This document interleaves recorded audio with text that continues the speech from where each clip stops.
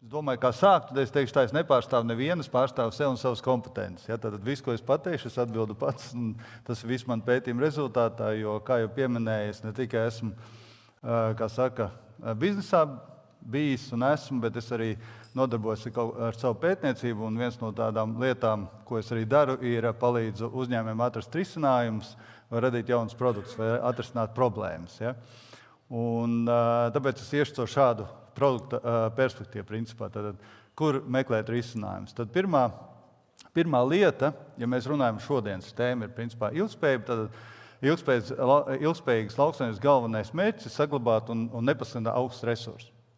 Ja mēs skatāmies tikai un vienīgi lauksaimniecības perspektīvu, ja arī es esmu saimnieks savai zemei un to, ko es izaudzēju šodien, es gribētu izaudzēt arī nākošo gadu. Ja? Vēl viena maza atkāpe, mani vecāki arī lauksaimnieki. Tā kā es principā ar viņiem diskutēju par šādām lietām. Varbūt mums nav milzīgi lauksaimniecība, bet pie 200 hektāriem mums ir. Nākošais, tad principā tā lauksaimniecības ietekme, ko jau šodien vairāk vai mazāk pieminēja, viens ir 40% no planētas virsmas tiek izmantot lauksaimniecībai. Ja, es gribētu, lai jūs atceraties tos 40%, tātad tas, kas tiek izmantots. Nākušais 7% no pasaulē ūdens patēriņa veidot lauksaimniecības kultūras tiek apūdeņota ar dzeramo ūdeni. Ja, tātad, principā, svaigs, svarīgs ūdens, un ūdens problēma ir viena no tām, kas jau tagad Centrāla Eiropā ir, un nesoties to, ka mums līst un sniegu, mēs tā kā to nejūtam, bet Eiropā tas ir.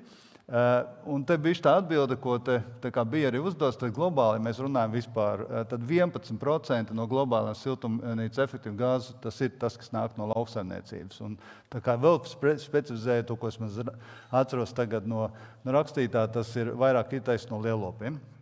Un lauksaimniecības zemes paplašināšana var izraisīt bioloģiskas daudzveidības samazināšanos. To mēs jau tā kā pieminējām, un pie tā nav jāatnāk. Nākošā tad problēma, ko es atkal varbūt mēs vairāk apskatījāmies no vides perspektīvas, bet tas, ka mums gribu parādīt, ka 25% es salīdzināju datus vakardien, jo esmu vakardien man palūdzu atsūtīt, tad pa 25% līdz 50 gadam pieaugs pasaules iedzīvotāji.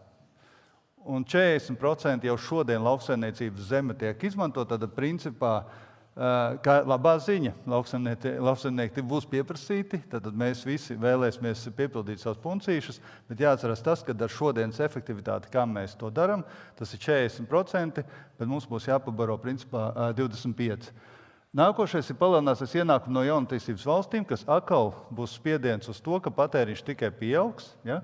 Un palielināsies pieprasījums pēc zivs gaļas piena produktiem, kas, protams, loģiski, tad, piemēram, kaut vai ne tikai tas, ko mēs apēdam, bet vismaz patreizajā brīdī katrai otrai ģimenei vismaz mājās ir vai kaķis vai suns. Tas ir vēl viens lielops, kas ganās.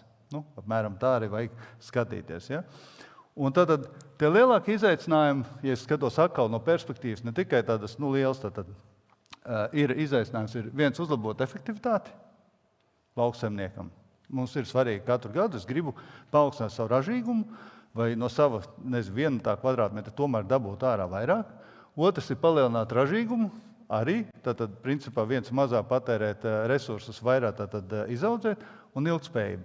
Un ilgspējība šajā kontekstā es vienkārši lieku iekšā vēl vienu tādu kā elementu, kas tanī brīdī, kad mēs domājam, radot kaut kādu risinājumu, šis ir vienkārši vēl viens ierobežošs faktors. Jo, principā, ilgspējība ir visi iepriekš it kā pozitīvie faktori, kurus es saku, pieprasījums pieaugs, forši būt lauksaimniekiem, audzējiem, patiesībā resursi samazinās.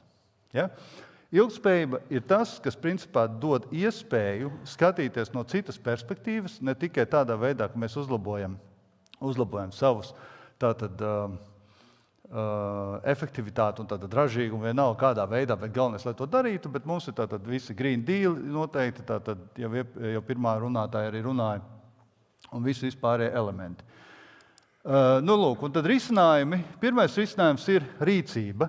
Un rīcība šajā gadījumā, tas, ko es teiksim, saku tā, tad principā tas, ka lauksaimnieki vai tie, kas ir šeit, un šeit dzirdēja vairākus stāstus, es teiktu tā, mēs esam nenormāli kā suga, kā cilvēki, respektīvi pielāgot spējīgi. Visu, ko mums stāsta, mēs izdzīvosim. Visi mēs izdzīvosim. Visas sliktas mēs esam izdzīvojuši, mēs turpināsim dzīvot. Visdrīzāk, kamēr nebūs tie 50 grādi, kur tur bija, piemēram, Ziemeļpolā vai Antarktīdā un ūdenī 40 grādi, tad droši vien, ka būs jau grūtāk pielāgoties. Ja? Bet principā mēs pielāgosimies. Jautājums ir tas, kurš efektīvāk un kurš mazāk efektīvi. Un tajā brīdī, tad, kad mēs meklējam risinājumus nākotnē, ko mēs gribam audzēt, ražot vai kaut kas tam līdzīgs, patiesībā ir jāskatās, kādas ir tendences. Un tas, ko jums arī visu šodien arī stāstīja, principā viss tas ir jāņem vērā, jo balstoties uz šīm tendencēm un pieprasījumiem, kas būs nākotnē, vai ierobežojušiem faktoriem, šodien jāmeklē risinājumi. Un tie, kas šodien sāks meklēt risinājumu taisnā rīcību, šie lauksaimnieki vai uzņēmēji, vai mēs kā ražotāji, piemēram, mēs varam jau darbojoties pēc šī principa sevi attīstīt. Mēs nevaram pārlikt no viena punkta un nonāk kaut kādā 10. līmenī, neizējot katram šim punktam cauri. Tad, principā, tas nozīmē to, ka, lai mēs varētu kaut kādā veidā attīstīties, mums ir jāsāk investēt savus laiks, jāsāk skatīties, kādā veidā mēs varam, izmantojot šīs zināšanas, ko šodien mēs saņemam, vai ko mēs lasām, vai varbūt kaut kādā veidā, jau to sāk pielietot. Mazākā laukā, mazākā mērogā, bet sākt iegūt zināšanas, jo tas ir prakses, drīzāk tāpat teikt. Ja? Otrs ir tehnoloģijas. Ja? Tehnoloģijas ir būtiska lieta, kas patiesībā arī rada izrāvienu, rada efektivitāti, un tehnoloģijas būs tās, kas palīdz lauksaimniecībai. Patreizajā brīdī varbūt kādam tas šķiet kosmos, kādam šķiet tas ir tāds spēlēšanās, bet ja es paskatos pat kaut vai no tādas perspektīvas, jaunā sabiedrība vai jaunie, tas, kas nāks, jaunie lauksaimnieki, kas tā kā nomainīs vienu paudžu maiņu, viņi, piedodiet, bet gan izvai gultā sēž jau piedzimuši ar šitiem iPhone. Viņus tu neatnāks, nepateiks, tikai nāc šeit ņem strādā ar traktoru. Tad viņi jau skatās uz to, un lai mēs viņus varētu pieeicināt. Viens ir tas, ka mums viņiem radīs šādas tehnoloģijas. Otrs, ka jebkura jaunā tehnoloģija radīs tikai un vienīgi efektivitāti. Jebkura pārmaiņa, kas tiek radīta, viņa ir domāta ar pozitīvu. Pat ilgspējīgs risinājums, viņam ir jābūt pozitīvam, ietverot gan lauksaimnieku intereses, gan arī sabiedrības, jeb resursu intereses. Tas nozīmē mazāk resursiem, labāku rezultātu. Tātad efektīvāks risinājums. Trešais principā risinājums ir zināšanas. Un zināšanas tas, ko arī šodien stāstīja kolēģi, arī es mēģinu, no produkta radīšanas perspektīvas, principā, protams, ir sadarbība un politika. Politika šodien arī tika pieminēta. Mums ir piedzīvojama politika.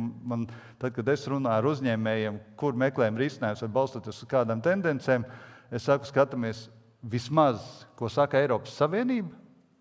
Tāpēc, ka Eiropas Savienība skaidri gaiši norāda virzienus, uz kādām vērtībām balstīti, mums jāmeklē visi šie risinājumi, jo mēs esam Eiropas Savienībā. Un nekādi citi, šeit noteikumi nebūs, vismaz kamēr mēs būsim Eiropas Savienībā. Vismaz es tā paredzu.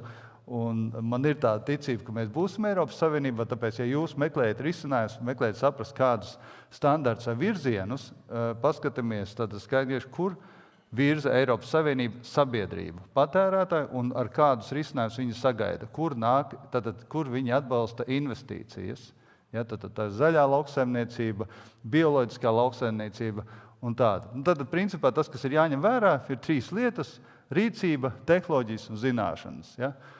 Un, laikam, tas būs tāds kā standarts, es teiktu, ja, bet šodienas alternatīvas ir nākotnes pamatpatēriņš un tas, kas mums liekas šodien ir dīvaini vai kas, piemēram, 10% ir bioloģiskā pārtika, bet Eiropas Savienība skaidri nodeklarējusi. Mēs vēlamies tātad bioloģisku pārtiku, tad patēriņu vairāk, tad šos lauksaimnieks vairāk un tad virza sabiedrību šajā virzienā, un tas ir normāli. Tas pats ar tehnoloģiju. Mēs šodien redzam, ir kaut kādi lauki, kur strādā jau kaut kādi roboti vai sēja vai stāda.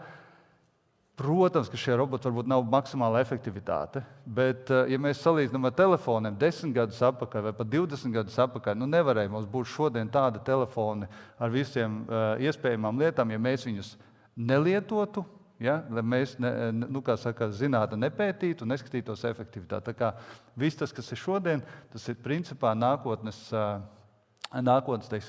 norma, to, ko mēs lietosim. Tas arī viss. Paldies!